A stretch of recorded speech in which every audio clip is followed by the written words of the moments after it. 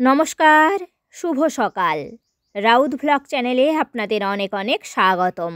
ভালো আছেন তো সবাই? আমি খুব ভালো আছি। এখন বাজে ভোর 5টা। এখন থেকেই ভ্লগটা শুরু করলাম। আজকে একটু তাড়াতাড়ি উঠলাম।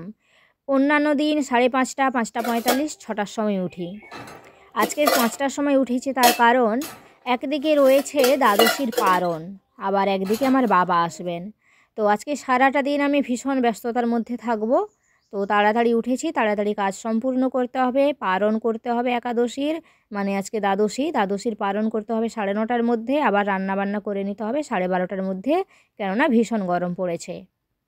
তারপর বাবা আনতে আসবে আর কি, বাবার বাড়ি যাব। বাবার বাড়িতে কালী পুজো, চৈত্র মাস মানেই জানেন তো কালী পুজোর একটা হিড়িক রয়েছে। কয়েকদিন আগে পিসি বাড়ি থেকে এসেছি কালী পুজো কাটিয়ে, আবার আজকে বাবার বাড়ি যাব। আগামীকাল কালী পুজো, তো সেই জন্য বাবা আজকে আনতে আসবেন। আর এদিকে দেখুন পুজোর জন্য ফুল তুলে নিয়েছি, ঠাকুরের থালাও সাজিয়ে নিয়েছি। এরপর পুজোটা করব মন দিয়ে, তারপর নিজে খাওয়া দাওয়া করব, তারপর রান্নার কাজে লেগে পড়ব। তো চলুন এখন পুজো পাঠটা করি। আপনারা আমার ভিডিওটা দেখতে থাকুন, সারাদিন থাকুন আমার সাথে, নিশ্চয়ই ভালো লাগবে।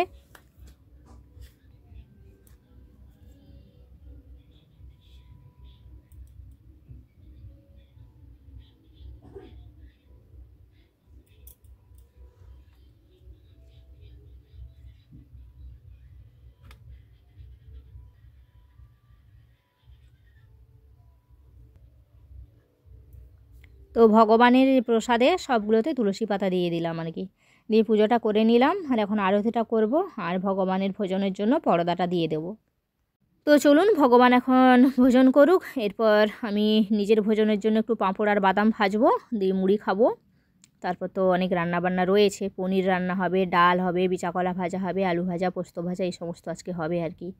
তো বাদাম আর পাঁপড়টা ভেজে নিচ্ছি, আর এদিকে ডালটা সেদ্ধ বসিয়ে দিয়েছি। মুড়ি খেতে খেতে ডাল সেদ্ধটা হয়ে যাবে, বাকি রান্নাবান্নাগুলো করে নেব মুড়ি খাওয়ার পরে।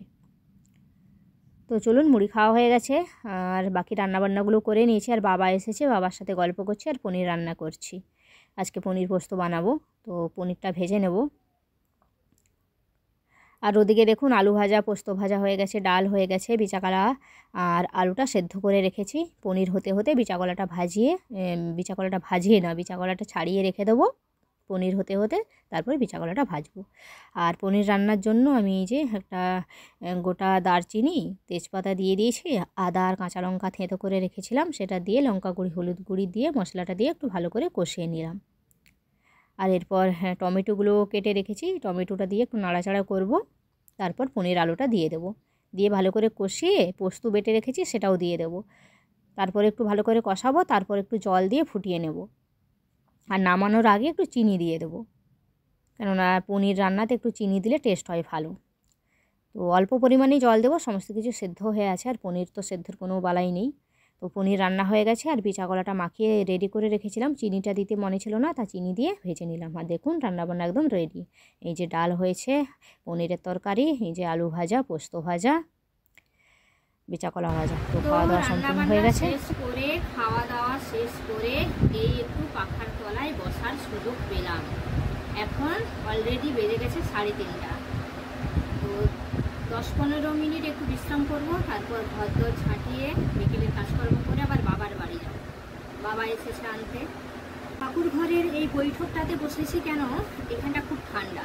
আর আমার বর আর আমার বাবা শুয়ে পড়েছে, আর বাইরে যে একটা ছোট্ট আড়ি দুয়ার আছে, ওখানটা ভীষণ গরম। তো এই জন্য আমি ঠাকুরের কাছে এইখানটায় বৈঠকটায় একটু এসে বসলাম।